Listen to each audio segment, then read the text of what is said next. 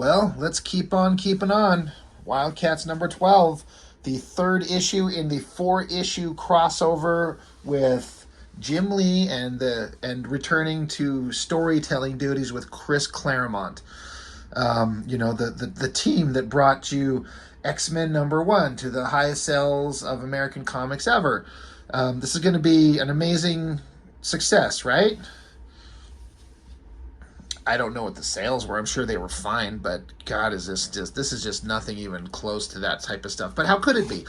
It's only 12 issues into a new book with characters that have been barely described or defined or given time to grow and breathe and be actual characters you give a shit about. And so it's like you're just trying to find reasons to really like it. Now, I think most people like myself at the time, I'm like, I'm just showing up for Jim Lee's artwork, honestly.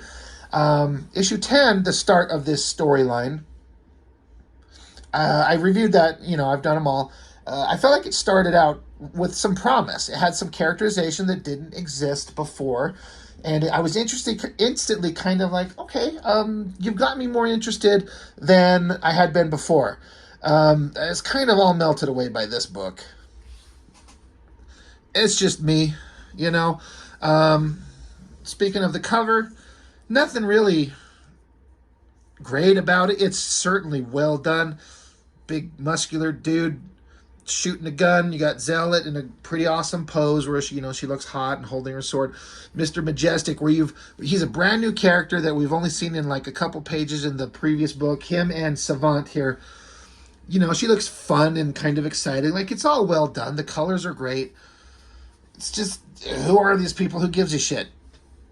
But it's all the Wildcats. Who are all these characters? Who gives a shit? So it's kind of fine, I guess. The Gathering of Eagles. What does that have to do with anything? Story by Claremont, pencils by Jim Lee, inks by Scott Williams. Now, this is interesting because in the previous book, there was all kinds of, like, pencil assist and ink assist. Now, it doesn't list any of that in the credits here. So either Jim Lee's back to top form, or they just didn't list everyone giving help.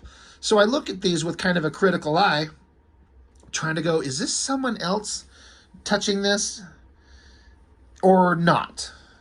And it's honestly kind of hard to determine. I don't know. So when they don't say, it's like when it lists pencil assist, you can like, well, I know there's some assistance going on somewhere. We got to help kind of find it. But when it doesn't say, I'm like, well, there are some things that, like, at this time, so this is 1994. I was a 17-year-old kid, so I'd only been reading comics for a couple years, but I was hardcore into the art, into the drawing, and I feel like I was a pretty good, someone who's pretty able to decipher what's Jim Lee's art and what is not. And I still kind of feel that way. And then when there are things that just feel off and it feels different, you're like, is this him or is he just trying something new, which is fair? I don't know. But at the time, I felt like I could identify Jim Lee's stuff pretty solidly. And there's a couple things in here I'm like, it's just different. But Jim Lee's art style was evolving. It was changing. I don't know. We'll see. Splash page of the Huntsman with Zealot and this girl Miranda. Who are all they? Well, we know Zealot. She's a member of the team. Huntsman and Miranda here, they're owned by Chris Claremont. They're his characters. So they're brand new, and so there's nothing to say about them except that she's supposed to be special, and he's protecting her.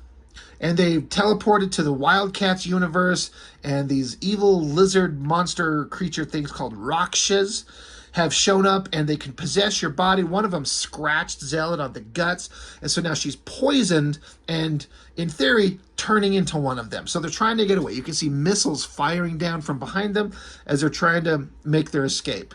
So Huntsman's driving, Zealot's dying, Raksha poison. She took a heavy hit earlier tonight, been eating her up ever since. It's a miracle she's lasted this long. And the way the Troika has been shooting at us looks like her quota and ours is just about all used up. So, got some technological borders. Man, whoever had to do the inks on this, I'm going to assume Scott Williams was probably like, man, fuck him for making me ink all this shit. It doesn't help anything. I don't know if it's really that visually interesting, except to be like, it's a technological kind of, it's seeing through the eyes of, I guess, the robot version from, it's Harm, Slag, and Attica. They are the Troika. They are the amongst the most boring generic villains in all these Image comic books that keep showing up. Like, who gives a fuck about these guys? Not me. But so we're like seeing through his eyes, the robot guy. So it's technological border. I mean, I've seen Wills Portasio do this in Wetworks #1, I think it was, and he did his a lot better. But still, what a pain in the ass to ink. Anyway, they're being shot at. They're ducking out of the way, trying to get away from the missiles, and there's an explosion, boom. And so stupid lava monster guy is like, oh, yeah, hell yeah. And stupid Attica guy is like, oh, don't be so cocky, Slag. It's an explosion, nothing more. And then he says, harm, Harm, with like dots, so like it's a, fuck, what's it called? Oh my God, my brain, where it's a, it's supposed to, each letter stands for something else. Fuck, and my brain's not working. Y'all know what I'm trying to say. But his name is Harm. I don't know if they've ever actually said what it is. All projectiles tracked to target. All projectiles detonated on target, detecting no further movement, detecting no bioform life signs in immediate vicinity. So it's like, all right, we killed him. Well, we'll believe it when we see some, like, burning corpses. Okay, well, I mean, that's at least smart of them. Again, not bad drawings. I kind of like the pose of Dum Dum here. So stupid Attica, stupid Slag, and stupid Harm. Just who gives a shit about these guys? Certainly not me. And then, oh yeah, so as the story was going on, all the Wildcats got trapped or abducted by this chick. What the hell was her name? God, I'm just such a terrible comic reviewer when I can't. Tapestry. Jesus Lord. She can, like, reach into your soul or something and reshape your destiny, dig up your greatest pain, make you suffer for it, and when you're done, you're on her side or something. I mean, okay, sure, why not? It's all kind of fine, generic hot lady villain taking over the heroes. What's crazy about this is I read it. I've said this before. Chris Claremont deserves all the credit in the world for the stories that he developed on X-Men and the characterization and the years and years of building up those characters. He has such a distinctive voice in his writing. I start getting the feeling that he only has one voice, though, because all the dialogue, he has a rhythm and a cadence to the way he writes dialogue, and it all sounds like it's the same kind of characters. If you were to slap the word X-Men on this book, and just these were just new mutant characters we've never met before, you could just read this as a fucking X-Men book and not be shocked. Because it just sounds the same. There's some dialogue coming up where Zealot is talking. I'm like, she's just talking. She sounds like Storm. Exactly like Storm. And then the concepts are the same. It's like villains and taking over the heroes, and we're standing around looking dramatic and awesome, and other heroes are going to have to save the day. It's just the same stuff. Now, how do you come up with a new story in 4 issues of a team of characters that you've never written before and have no real background? I don't know. I couldn't do it, but I'm saying that it started with some promise and it ended, at least up to this point right here. I'm like, I don't care. There's nothing interesting going on. It just feels like the boring versions of old X-Men comics and storylines that we've already seen. So, not to go off on a tangent there, and there's a kind of confusing thing here, because this is Voodoo, and she's possessed by one of those Raksha monsters, and she has to, like, absorb energy from living beings to keep her looking young and healthy, and she's turning into, like, a rotting monster. She's like, I cannot long maintain myself within this form without sustenance. So, Jacob Marlowe in his little BDSM, like, gimp suit strap on his face here, he's been altered and turned into, to working for the bad guys. He's like already in the works. And then the very next panel, Voodoo is outside in some building with some cops rolling up on her. So what? I mean, I guess all these people are in these docklands and they're doing all this villain shit. And I guess maybe she just walks outside in the very next panel. And so you got like a couple of cops. They roll out there. They've seen this girl Voodoo before. She's looking like a monster. She jumps at them, I guess, but then she drops to the ground in pain. Something's wrong. So the girl cop, she's like, oh my God, I got to go see what's wrong with her. We got to help her out. Now, visually speaking, artistically speaking, this is the first time in the book where I was kind of like, all right, I'm starting to get some visual excitement from Jim Lee. This figure bent over on the ground, that looks like a tricky angle to draw. And I don't feel like it was necessarily an excuse to point Voodoo's ass at us, because it's not, I mean, you could done the angle without pointing her ass at us, but I don't feel like it was done to sexualize the character. It's, I mean, she's still attractive, but it's not a sexualized position, and it's a hard one to do. But we're seeing the internal struggle between Voodoo and the monster that's possessing her, and this feels like another Claremont trope, like whether it's the astral plane or whatever, it's a visual representation of the mental war going on inside them, the spiritual war. I've seen this kind of thing before, and I think Jim Lee actually does it really well with the open color, credit to the colors, but this kind of like open line kind of drawing to make it look like it's being done on an otherworldly existence plane rather than the real world. The design of these monsters is not that interesting, but it's a monster fighting a hot girl.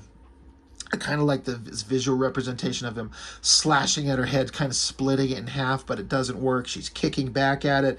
I always liked this face. Now, as much as I do like Jim Lee's artwork, he does suffer from something that me, as a guy who draws as well, I 100% suffer from the same thing. But call it same face syndrome. You got like one female face you can draw. I mean, that could be Psylocke, that could be his Jean Grey, that could be his Rogue. But I still kind of like it. The drawing's kind of good.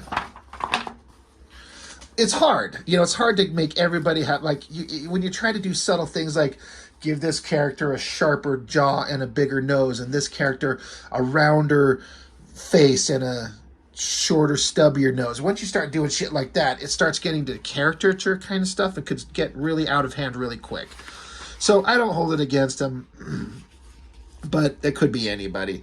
Anyway, while she's having a little mental war with the monster within her, the girl cop comes up to her and like, I gotta check her out. We gotta help her. All right. Now this doesn't feel like a Jim Lee drawing. I mean, it feels like a Scott Clark drawing, honestly. I don't know about that. I mean, I just feel like this page has Scott Clark all over it. I could be wrong. Chuck, I don't know. You were there. Am I wrong? Am I off? Or do you have any kind of idea? It's not bad. It's not bad drawings at all. I'm not saying that. But it didn't feel like Jim Lee. But yeah, she's rotting away. And then there's a bright flash of energy. And then the Troika, they show up. And I guess they're still on the hunt for the original, the characters at the first page that they're still looking for. So cut back to them, Huntsman, Zealot, and Miranda. And Huntsman's like, excuse me. He's like, well, they may have assumed we died in the explosion and the crash. And Zealot's like, yeah, you don't believe that shit. He said Slag especially won't stop until he sees our bodies. So Zealot's saying, I cannot run. I am sick. I'm diseased. Something is infecting me. I can't run with you anymore. So take this girl that's with you and save yourself. They'll be satisfied with finding me. And so Huntsman's like, well, that doesn't sound like a good idea. Zealot's saying that it's time for her fate has come, her time has come. She's not going to survive. Don't waste your time with me. Huntsman's like, well, how about this? How about you guard Miranda and I'll go play the hero? And then she yells, blessed Hecate, which sounds like something Storm would say, which is what I was saying before, how the dialogue coming from her just feels like I'm reading a Storm from X-Men. But what's going on is the lava monster guy, Slag, he's like surrounding this building that they're in with lava so they can't escape from inside of it. So they're trapped. So Huntsman's like, all right, alone or not, I'm our only chance. She says, well, at least take a weapon. He says, you'll need it. You keep it. You'll need it. I'll find my own. And then we cut back to Tapestry and whoever this douchebag is, and she's just continuing to do her, I'm like evil and I'm manipulating people and blah, blah, blah, blah, blah, boring. This is a hell of a shot, this down angle with all this like background stuff, like the all this technological stuff in the ceiling of it that we're looking down on. Pretty interesting, pretty time consuming. But to his credit, if in fact Jim Lee did draw all this, I always thought that this figure drawing was pretty damn good. Another tough angle, so I'm giving it to Jim Lee. You know, it's not just looking straight on or anything like that. We're looking down at her, so you have to draw her body in kind of different angles and proportions. It's kind of like this one over here we were talking about, where her figure work is something that you haven't seen before. It's a little different, a little bit more of a struggle there. So I always liked this. I thought the inking was really sharp. I like the sword design. But basically, Zealot's like, she's suffering and she's succumbing to the poison monster that's inside her. She's saying that her the dressing is rotted through, her clothes as well. She keeps having these thoughts keep creeping up into her. In fact, she even says like the kill would make a meal well worth tasting. And she's like, no, my thoughts, my hunger, I deny them both. She's forcing herself to resist the thoughts that are coming to her mind. And we see that she starts turning into this gross monster. And so she basically is pulling out a gun. The implication is she's like, I'd rather kill myself than turn into one of these monsters. Which is fair. That's one ugly monster she's turning into. But yeah, as without, so within. Bright, bloody goddess, it hurts. A corruption of mind and body that will not stop until I am consumed and transformed wholly into a Raksha.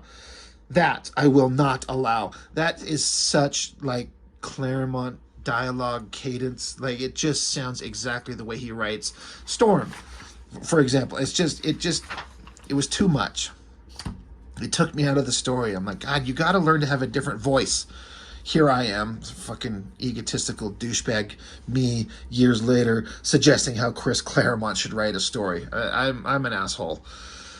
Cut back over to stupid Harm from the Troika, getting his feet knocked out from under him by this the Huntsman character, of which we know almost nothing about, except that he's charming and a badass. Knocks Harm to his feet, gets this pipe and stabs it into him, and like, oh, lucky, he triggered missiles to shoot at Attica, the other bad guy, and slam, knocks him in on the ground, and then, oh, what luck, in the background, here comes another guy that points a shotgun into his mouth. He's like, in case you forgot, slime, I'm Soldier, and I'm a friend of Zealot's too. If you got plans for tomorrow, I'd behave yourself tonight. Now, we were introduced to Soldier in the backup story in the previous issues, and by God, does he seem like the most boring fucking character in the history of Image Comics. He's just a guy who's a soldier who knew Zealot, and his name is Soldier, and he's got guns. Whoop-de-doo. Why do I care? I don't. So Huntsman still standing on top of Harm, the robot. The lava guy flows up like a, it says here, the floor, some kind of lava wave, and it engulfs him like he's surrounded and just engulfed in the lava, melted down. And then this is more of that dialogue from Claremont that just sounds so like him. It's the character Slag. He's saying, to defeat one of the Troika is commendable. To defeat two, extraordinary. But all three, not a hope. No one will know where you died, stranger, or how. What's funny is he doesn't look like lava. He looks like a pile of shit. Which would actually be more funny. But so he basically melted the Huntsman. Like, no one would survive that. He's lava. This guy is melted and dead. So Slag is like, there will not even be ashes to remind people you've ever been beaten. Count your blessings, though. With Zealot, I will not be so merciful. And then there's a scream, and he's like, that cry. And it's Miranda, the young girl that the huntsman was protecting. She starts screaming because the huntsman's dead, I guess. So Zealot says, child, she's like, shut the fuck up. And like there's energy coming from Zealot's eyes and it knocks the girl out. Well, what's that all about? So Zealot says, that's better. Huntsman did his best, little princess. It wasn't enough. Among the Coda, as the Spartans, the rule was to return from battle with our shields in triumph or on them in honorable death. This night, Miranda, I do not intend to die, and neither shall you. As magistrate of the Coda, in honor of our friend, this I vow. So I guess Zealot has decided not to put a laser bullet in her head. I mean, good, but what is she supposed to do? What can she do now? So Harm, the robot, he gets back up. I guess he's fixed himself. He's up and shooting again. And then out of nowhere, like a steel I-beam slams into him. And I'm like, well, where the hell did that come from? I honestly don't understand where that came from. It's very unclear to me. But somehow the robot getting slammed into slag, he's breached his mantle. So I guess this outer crust of shit monster here that's supposed to be lava, his body's been cracked. So now that lava is flowing onto the robot, and so now the lava is melting the circuitry of the robot, and then there's an explosion of his ordnance that he's been carrying. You're like, oh, okay, sure, that happens. And this is Zealot's hand, though it's not very clear, but she turns a pipe and turns a bunch of water on to spray down on top of slag. So the water hitting his lava body creates steam and therefore a fog. Okay, sure. And then Zealot, for some reason in this room that they're in, there is a big bin full of ball bearings that she tips onto the floor, and he slips and slides and falls. And as he slips and slides and falls, he grabs onto Miranda. I guess they just happen to be really close.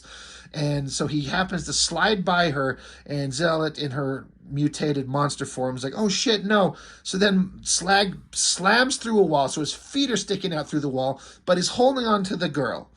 And he's got her in like a headlock. He's like, show yourself, Zealot, or I will burn her to death. Like his little feet are outside of the wall just to kick him. This has just got stupid. I was like, what the fuck is going on? Speaking of stupid, boom, Huntsman's there. He's just right there. Remember how he got melted by Lava Monster? He's just there. Zealot, she's like, Huntsman, but I thought, no matter. I'm glad Slag missed you. He has Miranda hostage. He's like, well, I can't allow her to come to harm. And so Slag's like, you alive? That cannot be. I incinerated you. So clearly there's more to this Huntsman guy than we know. He just shows up again. I don't know what it is. I honestly have no clue. I don't know.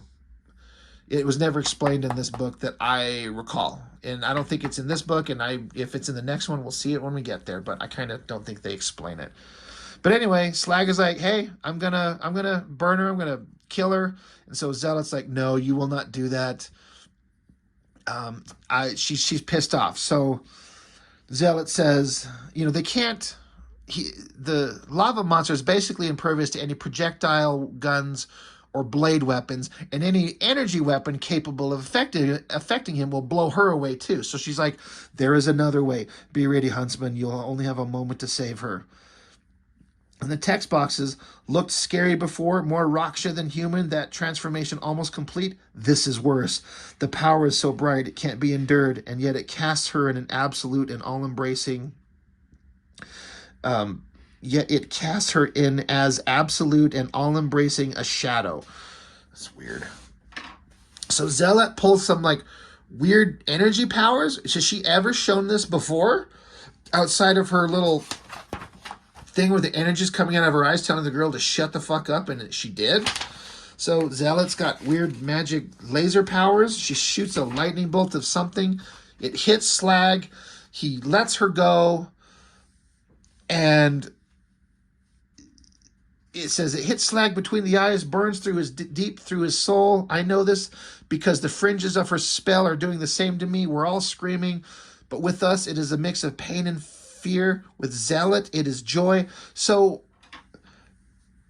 there she is, like reveling in this energy, whatever she's done to herself. And so I guess this is her there, but I don't know who this is supposed to be. I don't. Why are there two faces? I don't know what that's supposed to be representative of. Now I understand, like, they're going to introduce a concept that you have to wait to learn what it is. That's fair, I guess. But anyway, the huntsman grabs the girl, and it basically, the magic separates from his like lava body, revealing the man inside, and he falls out the window. And for Zealot, it says the light show's just begun. So there she is standing, just whatever the hell she just did, some important thing that doesn't seem to be really that interesting or important. She's reeling in agony, pain, joy, I guess. Some of these drawings don't feel like Jim Lee. Some of the inking doesn't feel like Scott Williams. I mean, I guess it does kind of through here. This felt a little bit different. This certainly feels a little different. I could be wrong. I don't know. Anyway, lava guy falls to the ground, slams into it. He's able to survive the fall. And of course, the soldier guy, who's oh so awesome, he just shows up, puts a shotgun in this guy's face again. And lava guy's like, look, I'm done. Like, I won't put up a fight. He's like, good. He's like, going rounds with Wildcats is one thing, but I don't fight witches. I don't fight ghosts.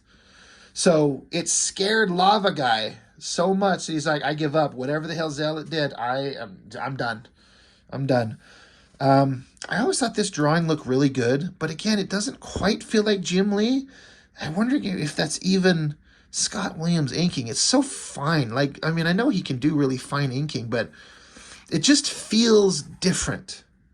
So I don't know. Maybe it is, maybe it isn't. It looks good. Anyway, the stupid Troika in this battle. So that stupid robot guy, he's like, he's recircuiting, effecting internal recircuiting to bring remaining weapons online. Firing will commence when systems are fully enabled. Back to Zealot and the Huntsman and Miranda. I kind of like the coloring on this panel up here. But she is saying, Mother Hecate, forgive me. That was magnificent. Again, it just feels like such an X-Men thing going on here. It's so weird. Huntsman says, you've changed. And she says, more than you can imagine. He says, are you all right? She says, I am damned. She is damned, and she's got a new hairdo. It used to be long, really long, straight hair. Now it's like shorter, shoulder length, curly hair. So I guess that's how we know that something's different with her. And then this close-up of her face, this energy just pouring out of her eyes. Something happened. Zealot has the ability to do something. We don't know what it is, what it was. So back down on the ground, Zealot, Huntsman, and Miranda join Soldier, and he's got the Troika, at least the two of them, strapped up so they can't, they're not a threat anymore. And then in comes teleporting. It's Mr. Majestic and Savant, who were on the cover here, and we were introduced to them in some pages of the previous two issues. They show up. He says, peace, humans. I am Mr. Majestic. Now, I just got to say, the first time I saw this drawing, and still, something feels off. That does not feel like a Jim Lee hand. That hand fucking sucks. It just looks weird. I feel like he can do better. I mean, the body kind of feels like that body shape that Jim Lee does. The face is basically his, I guess. But that just feels wrong. It feels weird. But, Mr. Majestic, a new character with all these other new characters. And then these boring villains who the robot guy's up top. He's about to unload his missiles. But Savant shows up. Now, she is apparently Zealot's sister. She's like, I owe it. She's saying, here, look at her. We're too late. So Savant knows that Zealot did something, and they were trying to get there before Zealot did it, but they're too late. So Savant says, if I can't save my sister's life, at least I'll save her soul. Like, she's going to pull a gun and kill her. And Zealot says, if I am what you fear, Savant, no weapon of yours can do me harm. And if I'm not, well, it's like, well, if I'm not, you're just going to execute me and you're wrong. What's interesting is she says, no weapon of yours can do me harm, but they put it in like the, where it's H.A.R.M. harm, like the acronym. Is that what I'm trying to say? Of Harm, the robot who's up here. Because they say, I wonder what happened to Harm. They list it there, but they weren't supposed to do it there. Somebody kind of goofed up. Anyway, stupid robot guy that was up there, something blows him up. I guess he was going to shoot. But oh yeah, right. There's a silhouette of a figure right here with two guns coming, sneaking up behind him. And while he's up there, he's about to unload his ordnance onto them down on the ground. But something blows up, knocks him down. He smashes onto the ground. So Savant, who was going to kill Zealot, there's a sword pointing at her face. It says, "Leave the gun lie, girl. Leave your sister be." She says, "Stand aside, curse you." And Huntsman, who's been through a lot of shit with her, he's got the sword on. He's like, "Look, I don't know who you are. I don't know what's going on, but you're not going to kill her. She deserves to. Zealots earn the right to call the hours of her life. They end when she says so, not before." So I like that he's standing up for her. And then they all look up, and I'm like, oh, it's Brother Grifter. So he's the one who shot down Robot Guy from above. I gotta say, at this point in the story, just trying to explain this damn thing, I am already bored. I'm just like, I don't give a fuck about any of these characters. I'm done. I don't care about any of this. So, they all stand around and shake hands and just introduce themselves, and Savant saying, "I had to make a detour considering the opposition. I felt like we needed major reinforcements." And so they got Mr. Mr. Majestic. Jesus. I guess he's supposed to be like the Wildstorm version of Superman, I guess. But they're all, they got all three of the Troika tagged and bagged, as they say. And then they're like, all right, now that that's done, we got to go fight Tapestry. We have to go fight those bad guys. We got to get to the main event. But the problem is that the other Wildcats have been taken over, mind controlled. So we're going to have to fight the other Wildcats. We're going to have to fight our teammates. And they're like, well, that sucks. But if that's what we got to do, that's what we got to do. Again, in the world of shit that looks different, I always thought that this was a very different drawing than what we've seen from Jim Lee before. The face and something about the body proportions, I like it. It doesn't look bad. It just is kind of different. That's fine. But yeah, there's just something about that face that just, I don't know. It's just a little odd. But it ends with Tapestry sitting here in sexy pose, like, oh yeah, come fight me. I've got the Wildcats. Ha ha, I'm a bad guy. Your cause is lost. Your comrades there as good as dead. Your soul zealot will once more be mine. This time I shall hold it forever. And next issue, Hellcats. Instead of Wildcats, it'll be Hellcats. Boy, I can't tell you how much I was not particularly interested in how the hell the story was going to wrap up. I didn't care. I mean, do you care? Artistically, it's always interesting for Jim Lee's work. We all know that, but like I said, the story kind of started with some promise, and it's just here. I'm like, I don't care. There's just nothing going on that I care about that I find particularly interesting. But artistically, at least it was, reasonably interesting in that respect. So I guess that's all I've got for now. So as always, thank you for watching. I appreciate it. We'll see you on the next one.